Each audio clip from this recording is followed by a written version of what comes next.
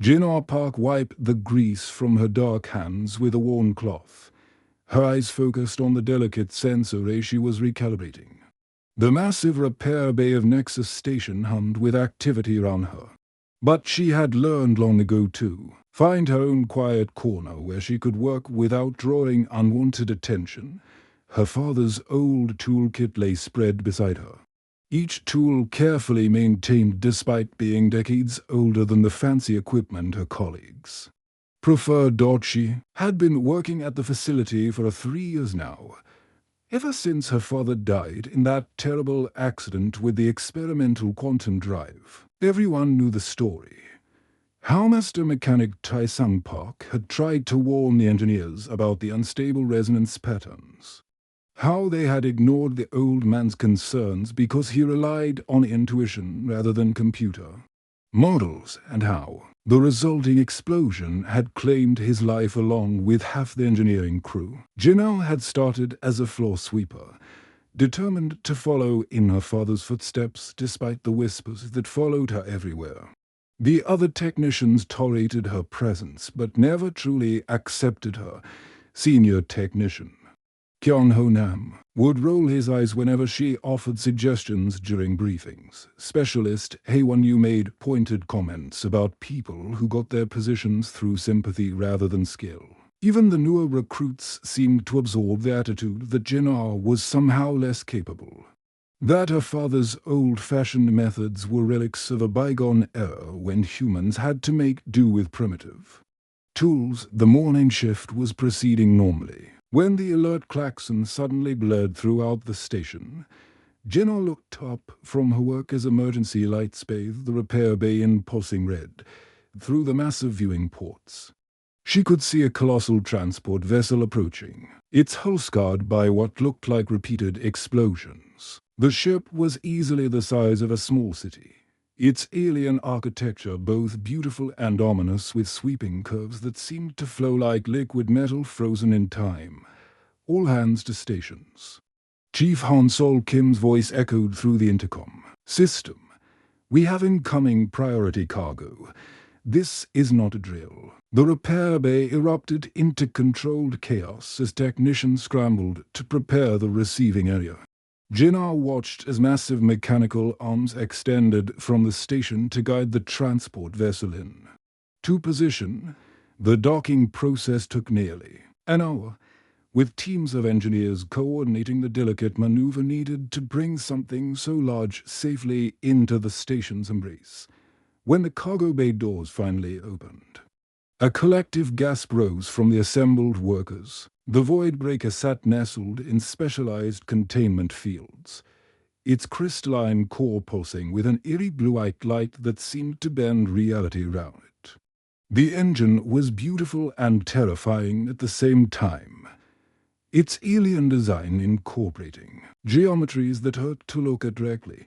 Flowing script in an unknown language covered its surface, and strange protrusions extended from its main body like the arms of some mechanical octopus. Jinnah had heard the stories, of course. Everyone in their line of work knew about the legendary prototype faster-than-light engine that had been the subject of galactic fascination for over 2 decades. Created by the mysterious ethereal collective using technology that pushed the boundaries of known physics, the Voidbreaker represented a quantum leap in propulsion systems. But it came with a deadly reputation. The engine had destroyed the first repair facility that attempted to service it, creating a massive explosion that left a crater where the Rigel Prime engineering complex once stood. The second attempt at the prestigious Andromeda Technical Institute had resulted in a catastrophic quantum cascade that injured over 100 of the galaxy's most brilliant minds and left several with permanent neurologic damage. The third facility, operated by the technologically advanced Zephyrian Empire, had simply vanished entirely, leaving behind only a perfectly spherical void in space where their orbital platform had been. Chief Kim stepped forward, his expression grim as he addressed the assembled team. The man was in his 50s, with graying hair and the kind of confidence that came from decades of successful repairs, but Jinnah could see the nervous tension in his shoulders. The way his hands trembled slightly as he consulted his datapad. "Ladies and gentlemen, we have been selected for the honor of attempting to repair the Voidbreaker," he announced, his voice carrying across the now silent bay. "I won't lie to you. This is the most dangerous assignment our facility has ever undertaken. The Galactic Engineering Council has promised substantial compensation for success. But they've also made it clear that failure could result in casualties." The technicians exchanged worried glances. Jinnah noticed several of them taking unconscious steps backward, as if distance might protect them from the engine's malevolent reputation. Chief Kim's eyes swept across his team, lingering on the senior staff members who had built their careers on solving impossible problems. But then his gaze settled on Jinnah, and she saw something cruel and calculating in his expression. A slow smile spread across his face, the kind of smile that promised humiliation, of course. He said, his voice taking on a mocking tone, "Perhaps we're overthinking this. After all, we have such diverse talent on our team." The pause before diverse made it clear he wasn't talking about skills. "Perhaps our junior technician would like to take a crack at it. Miss Park, would you care to show us how your father's old-fashioned methods might succeed where the galaxy's greatest minds have failed?" The suggestion drew immediate snickers from several technicians. Kyung-ho Nan actually laughed out loud, while A1U shook her head in disbelief. Jinnah felt heat rise in her cheeks as every eye in the room turned toward her. She knew exactly what Chief Kim was doing, creating a scapegoat. Someone to blame when the inevitable failure occurred. After all, Kim continued, his voice dripping with false encouragement. What could possibly go wrong with letting the mechanic's daughter handle impossible alien technology? I'm sure your father's spirit guides will help you succeed where quantum computers and advanced AI systems have failed. The cruel laughter that followed felt like physical blows. Jinnah's hands clenched into fists, her father's tool suddenly feeling heavy in her belt. She could walk away, refuse the obvious setup, and maintain what little respect she had done through years of careful work. It would be the smart thing to do, the safe thing. But as she looked at the Voidbreaker, something stirred deep in her memory. Her father's voice, patient and kind, explaining how machines spoke to those who knew how to listen, how every engine had its own heartbeat, its own rhythm. That understanding came not from reading specifications, but from feeling the harmony between all the moving parts. "I accept," she said quietly, her voice somehow carrying clearly across the suddenly silent bay. The laughter died instantly. Chief Kim's smirk widened into something genuinely predatory. "Excellent decision, Miss Park. You have 1 week to accomplish what teams of experts couldn't manage in months. When you fail, and you will fail, perhaps you'll finally understand your place here." Jinnah met his gaze steadily, feeling a calm determination settle over her like her father's old work jacket. "I understand my place perfectly, Chief Kim. The question is whether you understand yours." The next morning, Jinnah arrived at the repair bay before dawn, carrying her father's weathered toolkit and a thermos of strong coffee. The Voidbreaker sat in the center of the vast chamber like a sleeping giant, its crystalline core casting dancing shadows across the walls. The engine was even more intimidating up close, standing nearly 3 stories tall with curved surfaces that seemed to shift and flow when she wasn't looking directly at them.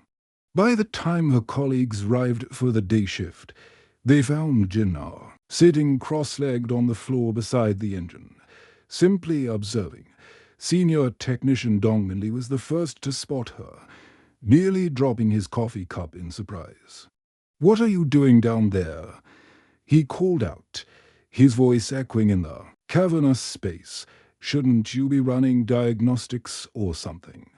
Jinnah didn't respond immediately. She was listening to the engine's rhythm, the way her father had taught her to listen to the heartbeat of any machine. The void breaker hummed with a complex pattern of vibrations that standard sensors would translate into meaningless noise, but to her trained ear, it sounded almost like music, a symphony with missing notes. Round her, the day crew began setting up their equipment. Massive holographic displays flickered to life, showing three-dimensional models of the engine's interior structure. Quantum scanners hummed as they probed the alien technology with invisible beams of energy. Robotic arms extended from the ceiling, bristling with sensors and sampling devices that cost more than most people's homes. Specialist Heiwanyu activated her quantum analysis station, its screens immediately filling with scrolling data streams. "I'm reading the same pattern disruptions that destroyed the previous facilities," she announced. "The quantum field fluctuations are completely chaotic. There's no way to predict when this thing might explode." "Hawk, what are you doing?" Chief Kim's voice crackled through the intercom from the observation deck above. "Get away from that thing before it kills you." But Jinnah was already lost in the sensation flowing through her fingertips. The engine's surface felt alive somehow, pulsing with energy patterns that seemed almost organic. She closed her eyes and let her other senses take over, feeling for the subtle vibrations that her father had taught her to recognize in every piece of machinery he'd ever worked on. Dong Dash Minli shook his head in disbelief, speaking loudly enough for everyone to hear. "She's using primitive methods on the most advanced technology in the galaxy. This is embarrassing. We should stop her before she makes us all look like fools. Let her work." Came an unexpected voice. Dr. Yuki Tanaka, the station's chief engineer, had arrived early and was watching Jinnah with curious eyes. "I want to see what she discovers." Jinnah ignored the whispers and arguments round her, running her fingers along microscopic web patterns that were completely invisible to the standard sensors. Her hands moved with practiced precision, following stress lines and fatigue markers that told the story of the engine's troubled history. She pulled out tools from her father's kit, instruments that looked ancient compared to the gleaming equipment her colleagues used. The first tool was a harmonic resonator, hand-forged from a special metal alloy that her father had developed himself. When she pressed it against different sections of the engine, it produced musical tones that revealed the internal structure through sound alone. The second was a quantum dowsing rod, a crystalline device that detected field fluctuations through physical vibration rather than electronic measurement. "She's basically using magic," muttered technician Bo-Ram Kim, watching as Jinnah's strange instruments produced readings that didn't match any of their sophisticated scanners. Hours passed as Jinnah worked in focused silence, mapping the engine's internal architecture through methods that seemed almost mystical to her watching colleagues. She moved around the massive machine like a dancer, her hands always in contact with its surface, feeling for patterns and rhythms that revealed themselves only to touch. The holographic displays showed one version of the engine's structure, but Jinnah's fingers were discovering something entirely different. Where the scanners detected solid crystalline matrices, she felt hollow spaces. Where the computers showed empty chambers, she found hidden components that pulsed with their own unique energy signatures. Slowly, a pattern began to emerge that the sophisticated alien diagnostics had missed entirely. The engine wasn't randomly malfunctioning. It was systematically reaching out, searching for something that wasn't there. Each explosion, each catastrophic failure, had been the machine's increasingly desperate attempt to complete a connection that its builders had never intended. As the sun reached its peak outside the station, Jinnah suddenly stepped back from the engine, her eyes wide with realization. The assembled technicians watched as she stared at the void breaker with a mixture of wonder and understanding. "It's not broken," she whispered to herself, her voice barely audible in the vast chamber. It's incomplete. Dr. Tunnock leaned forward against the observation rail. What did you say, Puck? Jinnah looked up at the gathered faces above her, then back at the engine that had claimed so many lives and destroyed so many careers. The engine isn't malfunctioning, she said, her voice growing stronger with conviction. It's waiting for what? Dong Minli called down skeptically. Jin Dash placed her hand back on the crystalline core, feeling the familiar pulse of energy that seemed to respond to her touch. It's waiting for something the aliens who designed it never understood. Something they couldn't have understood because they don't have it. The engine gave another subtle tremor. And for just a moment, its chaotic energy patterns seemed to align into something almost like harmony. Jinnah smiled, finally understanding why her father had always insisted that the best mechanics were born, not made. It's waiting for us, she said quietly. It's waiting for humans. By the third day, Jinnah had barely left the engine bay except to grab quick meals and a few hours of restless sleep. Her colleagues had stopped watching her constant work, dismissing her methods as the desperate actions of someone in over their head. But something extraordinary was beginning to happen. Something that would change everything they thought they knew about human capabilities. Jinnah was deep in her analysis when it first occurred. Her hands were pressed against a particularly complex section of the quantum core, fingers tracing the intricate patterns etched into its surface. Without warning, a surge of sensation flooded through her nervous system. Not pain, but something far more intense and alien. It felt like touching lightning that had been frozen into solid form. She gasped and jerked her hands back, stumbling backward as her vision exploded with colors that had no names for a moment. She could see the quantum particles dancing inside the engine, swirling in patterns that looked like microscopic galaxies spinning through dimensions her eyes weren't meant to perceive. What just happened? She whispered to herself, staring at her trembling hands. The tingling sensation was fading, but she could still feel an echo of that impossible connection. Like the memory of a song she couldn't quite recall. Cautiously, she approached the engine again. This time, when she placed her palms against the crystalline surface, she was ready for the sensation. The neural feedback came more gently, like stepping into warm water instead of being thrown into a raging river. Through her fingertips, she could feel the individual quantum states of billions of particles, their probability waves collapsing and reforming in an endless dance of creation and destruction. This isn't possible, she breathed. But the evidence was literally at her fingertips. Somehow, her nervous system was directly interfacing with the quantum field that powered the engine. She could feel the subatomic particles spinning, could sense their charges and masses and the invisible forces that bound them together. Memory flooded back to her, conversations with her father that she had dismissed as the ramblings of an old mechanic. He had talked about feeling the engines he worked on, about sensing their needs and problems through some kind of sixth sense. She had always assumed he was speaking metaphorically.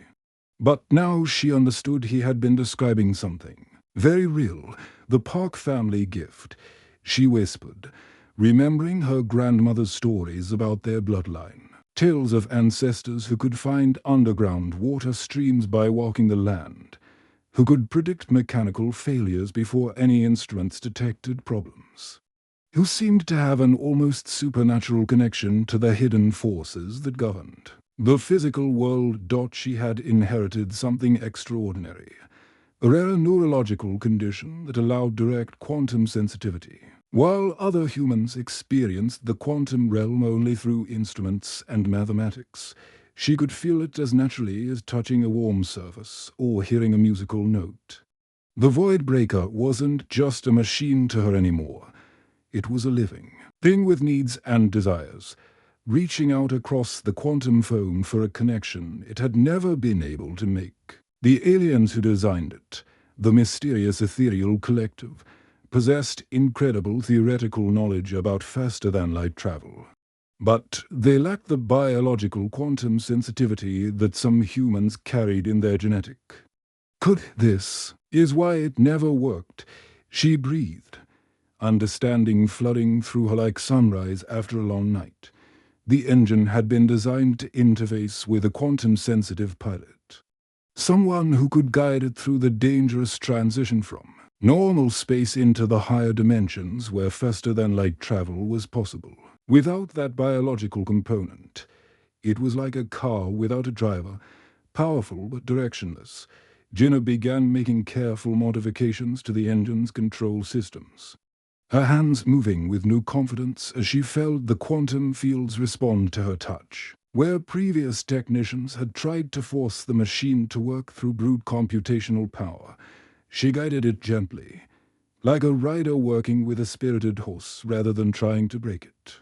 The changes were subtle at first, tiny adjustments to the crystalline matrices that formed the engine's heart, minor realignments of the quantum field generators that created the space-time distortions necessary for a faster-than-light travel. But as Jinnah worked, the Void Breaker began to respond in ways that defied everything the engineers thought they knew about physics.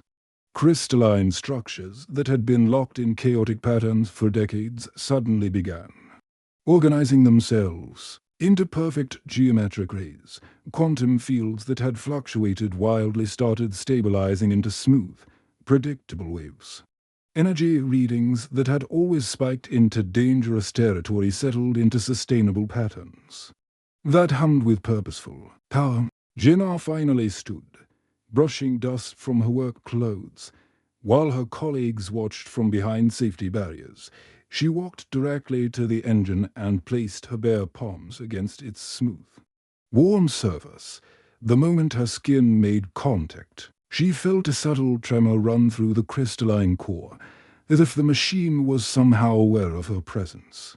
Technician Sujin Choi was monitoring the engine vital signs from her station when the impossible readings began appearing on her screens. The quantum cascade patterns that had destroyed 3 previous facilities were disappearing, replaced by harmonious energy flows that seemed to pulse in rhythm with Jinnah's heartbeat. "This can't be right," Sujin muttered, running diagnostic checks on her instruments. But the readings remained consistent, showing stability levels that the Void Breaker had never achieved in its entire troubled history. She activated her communicator with shaking fingers. "Chief Kim, you need to get down here immediately. Something incredible is happening with the engine." Within minutes, the observation deck was crowded with engineers and technicians, all staring in amazement at the displays showing the Void Breaker's transformation. The chaotic energy signatures were smoothing into elegant curves. The dangerous fluctuations were stabilizing into predictable patterns, and for the first time in decades, the legendary engine was humming with purposeful energy, rather than chaotic destruction. Dr. Tannock leaned over the rail, her voice filled with wonder. "Park, what did you do? These readings are impossible." Jinnah looked up from where she knelt beside the engine, her hands still pressed against its warm surface. She could feel the machine's contentment through her fingertips, the satisfaction of a puzzle finally finding its missing piece. "I gave it what it was looking for," she said simply. "I gave it a human touch." The engine pulsed with gentle light, its crystalline core glowing with colors that seemed to shift through the entire spectrum. For the first time since its creation, the Void Breaker was complete, and the galaxy would never be the same. News of Jinnah's impossible success spread through the galaxy faster than light itself. Within 6 hours of the Void Breaker's stabilization, encrypted messages were racing between star systems, carrying word that a human had accomplished what the galaxy's greatest minds had deemed impossible. The implications were staggering, and the response was immediate. The first ships began arriving at Nexus Station before Jinnah had even finished her initial testing phase. Sleek Andromedan vessels with their characteristic silver hulls appeared through hyperspace jumps, followed by the massive bioships of the Cetacean Collective. Their living hulls pulsing with bioluminescent patterns, the Insectoid Hive Confederation sent a cluster of geometric craft that moved in perfect formation, while the crystalline beings known as the Resonance dispatched ships that looked more like floating music than actual vessels. But it was the arrival of the Galactic Council's official delegation that truly transformed Nexus Station into the center of galactic attention. The Council's flagship, a magnificent vessel called the Harmony of Worlds, materialized in space like a small moon coming into existence. Its hull contained environments suitable for dozens of different species. From the methane-breathing Titan, lords to the energy beings who existed as pure consciousness, Ambassador Kether of the Ethereal Collective herself came aboard, her translucent form shimmering with barely contained energy. As one of the original designers of the Voidbreaker, she had traveled across half the galaxy to witness what many of her people considered impossible, their creation finally working as intended. "Young human," she said to Jinnah in a voice that sounded like wind chimes in a gentle breeze, "you have achieved something that our greatest theorists believed could never happen. We must understand how." Jinnah found herself at the center of a whirlwind of scientific attention. Illy and researchers with scanning devices she couldn't identify took readings of her brain patterns, her nervous system, even her genetic structure. Dr. Yunseo Park, the station's xenobiologist, worked overtime to facilitate communication between Jinnah and species whose very existence challenged human understanding of life itself. But not everyone was celebrating this breakthrough. In the darker corners of the galaxy, a different kind of meeting was taking place aboard the Veltari warship Dominion's Edge. Commander Vexlon, a reptilian being whose ancestors had ruled star systems before humans had even discovered fire, studied the reports with growing alarm. "This changes everything," he hissed to his assembled officers, his forked tongue tasting the recycled air of the command bridge for millennia. "We have maintained order through technological superiority. If humans possess abilities we lack, if they can interface with quantum systems in ways we cannot, then the balance of power shifts dangerously." The Veltari had built their empire on the principle that advanced species naturally ruled over primitive ones. They provided technology and protection in exchange for resources and obedience. But Jinnah's success suggested that humans might not be as primitive as everyone had assumed, that they might possess capabilities that even the oldest civilizations lacked. "Deploy the shadow operatives," Vexlon ordered. "This human advancement must be stopped before it spreads back on Nexus Station." Preparations for the Voidbreaker's first full activation test were proceeding under intense scrutiny. The observation deck had been expanded to accommodate representatives from dozens of species, each hoping to witness history in the making. Jinnah tried to focus on her work despite the constant attention, calibrating the engine's quantum field generators while alien dignitaries debated the implications of her discovery. The test was scheduled for the morning shift, when the station's power grid would be at optimal capacity. Jinnah arrived early, as had become her habit, finding solace in the quiet moments before the facility came alive with activity. She placed her hands on the Voidbreaker's surface, feeling its eager anticipation through her fingertips. The engine was ready, more than ready, to show the galaxy what it could truly accomplish. But as the countdown began, something went terribly wrong. Warning lights began flashing throughout the facility as power fluctuations rippled through the station's electrical systems. Computer terminals sparked and went dark. Emergency bulkheads slammed shut with thunderous crashes, and the artificial gravity fluctuated wildly, sending loose objects floating through the air. "Sabotage!" Dr. Tanaka's voice crackled through the failing communication system. "Someone has infiltrated the power distribution network." The Voidbreaker began responding to the chaotic energy input in exactly the way everyone had feared. Its quantum core started building toward the kind of catastrophic overload that had destroyed entire facilities. Energy readings spiked into the danger zone as crystalline matrices throughout the engine began resonating with destructive harmonics. Chief Kim's voice boomed through the intercom from the emergency command center. "Everyone evacuate immediately. This is not a drill. All personnel to the escape pods."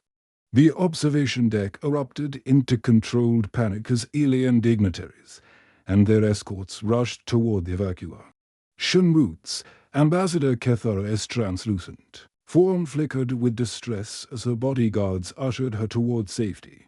The massive bioships began powering up their engines, ready to flee if the station exploded. But Jinnah remained at her post beside the engine, her hands pressed firmly against its surface despite the dangerous energy coursing through the crystalline structure. She could feel the Voidbreaker's confusion and fear through her quantum connection. It didn't want to destroy anything, but the sabotaged power grid was forcing it toward critical failure. "Jinnah, get out of there." Chief Kim's voice was desperate. "Now. The containment fields are failing. I can stop this." She called back, her voice barely audible over the growing roar of the overloading engine. Through her fingertips, she could feel the exact quantum frequencies that were driving the machine toward destruction. The saboteurs had introduced harmonic dissonance into the power supply, creating feedback loops that amplified themselves until they became unstoppable. Working by touch alone as alarms blared round her, Jinnah began the most delicate operation of her life. She guided the engine's quantum state away from the resonance patterns that led to explosive failure, using her unique sensitivity to feel her way through the maze of probability waves and energy field. It was like defusing a bomb while blindfolded, except the bomb was made of pure physics and could erase everything within 100 kilometers. Sweat poured down her face as she fought to stabilize the cascading quantum reactions. The Voidbreaker fought her at first, its systems locked into destructive patterns by the sabotage, but gradually it began responding to her guidance. The threatening roar slowly decreased to a manageable hum. The dangerous energy spikes smoothed into stable waves, and the countdown to disaster began reversing itself. When the engine finally powered down to safe levels, the silence in the facility was deafening. Jinnah collapsed to her knees beside the now quiet machine, her hands still pressed against its warm surface through the quantum connection. She could feel its gratitude and her own exhaustion. The station was saved, and she had proven something that would reshape galactic civilization forever. Humans weren't just capable of using advanced technology. They were essential to its proper function. In the days following the sabotage incident, Nexus Station transformed into something resembling a small city. Ships from every corner of the galaxy arrived daily, their crews eager to witness the miracle that Jinnah had accomplished. The Voidbreaker sat in its bay like a shrine, no longer the terrifying doomsday machine that had claimed so many lives, but a symbol of hope for a new age of galactic travel. The investigation into the sabotage revealed the extent of the conspiracy against human advancement. Commander Vexlon and his Veltari operatives had infiltrated not just Nexus Station, but several other facilities across the galaxy, all in an effort to maintain their technological dominance. When their plot was exposed, the Galactic Council moved swiftly to bring them to justice, but the damage to their reputation was irreversible. Jinnah found herself at the center of a media storm that spanned star systems. Holographic reporters from the Andromedan Broadcasting Network interviewed her daily, while the Cetacean Collective's bioacoustic journalists recorded her story in song frequencies that would be transmitted across their vast underwater cities. Even the normally reclusive energy beings of the Spiral Nebula sent representatives to document this historic moment. But it was the formal ceremony held in the station's main assembly hall that truly marked the beginning of a new era. Chief Kim stood at the podium, his uniform crisp and his bearing formal as he addressed the assembled crowd of alien dignitaries, human workers, and galactic media representatives. Ladies, gentlemen, and honored beings of all species, he began, his voice carrying clearly through the universal translators. 6 months ago, I made a terrible mistake. I challenged a young woman to attempt the impossible, believing that her failure would put her in what I saw as her proper place. Jinnah watched from the front row, surrounded by her colleagues who had once doubted her but now looked at her with genuine respect and admiration. Dr. Tanaka sat beside her, beaming with pride at her protege's achievements. It appears, Chief, Kim continued, his earlier condescension completely replaced by grudging respect, that we have all underestimated both the engine and our junior technician. No, our senior engineer. He paused, meeting Jinnah's eyes directly. Miss Park, would you please join me?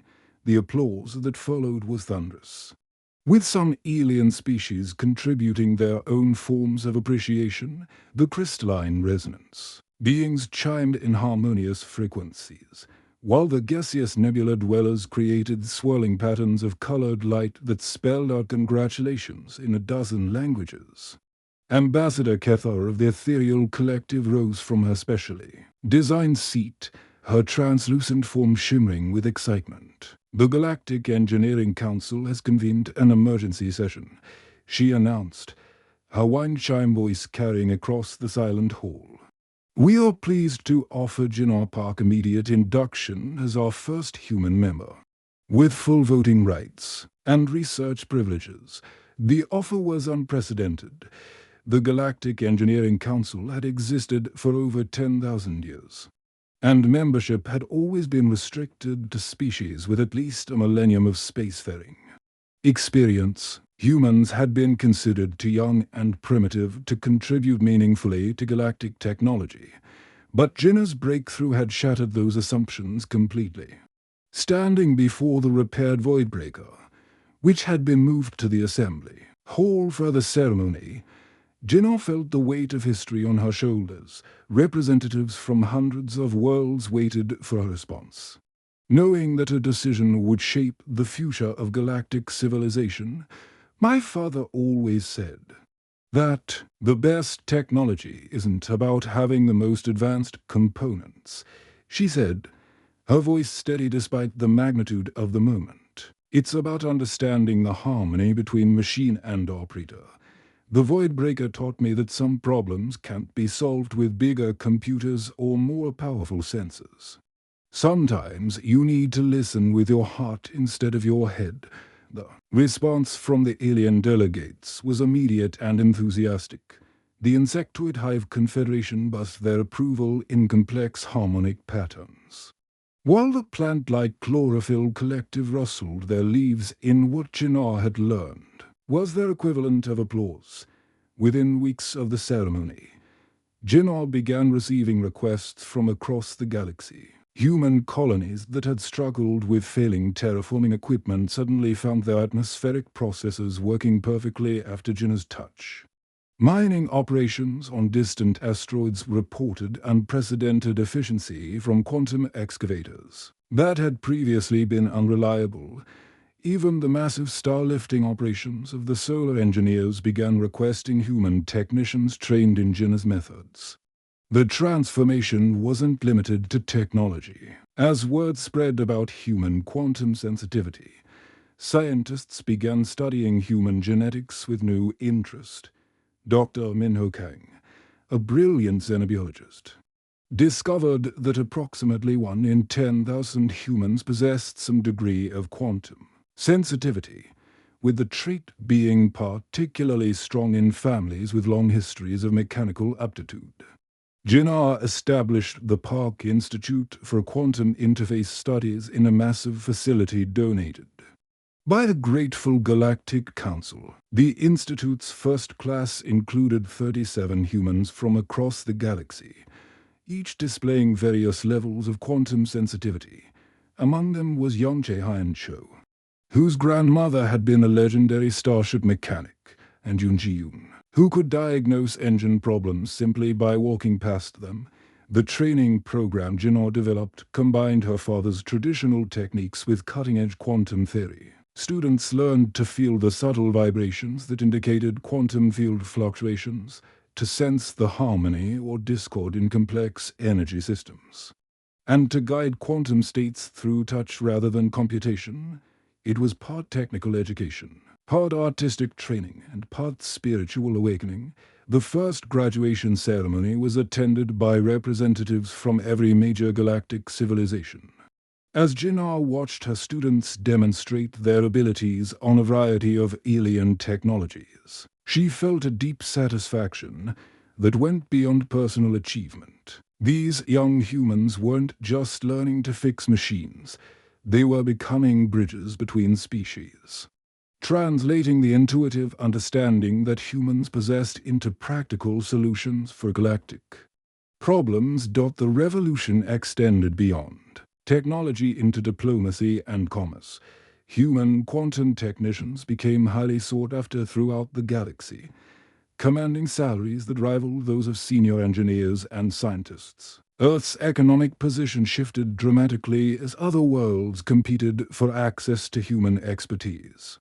What had once been considered a backwater planet on the galactic rim suddenly became a crucial hub of technological innovation. Chief Kim, who had once mocked Jinna's abilities, now found himself implementing protocols she had developed throughout the entire repair facility. The station's efficiency had increased by over 300%, and their safety record had become the gold standard for the industry. He had been forced to confront his own prejudices and had emerged a better leader for it. The most spectacular demonstration of the new technology came when the first human-operated void breaker was installed in the exploration vessel New Horizons, as Jinna stood in the observation deck of Nexus Station. Watching the ship prepare for its maiden voyage, she felt her father's presence beside her like a warm hand on her shoulder. The New Horizons began its transition to faster-than-light travel with none of the violent energy spikes or dangerous fluctuations that had characterized previous attempts. Instead, it seemed to slip through dimensions like a fish moving through calm water, its passage so smooth that even the most sensitive instruments barely registered the transition. When it emerged from hyperspace just minutes later, having traveled a distance that should have taken months, the celebration could be heard across half the galaxy. Jinna smiled as she watched the successful test, knowing that her father would have been proud of how far intuition and craftsmanship had taken their people among the stars. The girl who had once swept floors in a repair shop had become the architect of humanity's golden age, proving that sometimes the most revolutionary discoveries came not from the most advanced laboratory but from the patient wisdom of those who understood that every machine had a soul waiting to be heard. The condescending boss who had dared her to attempt the impossible had unknowingly set in motion events that would reshape galactic civilization. And somewhere in the quantum foam that connected all things, the spirit of master mechanic Tai-sung Park smiled, knowing that his daughter had carried his legacy to the stars themselves, the ND.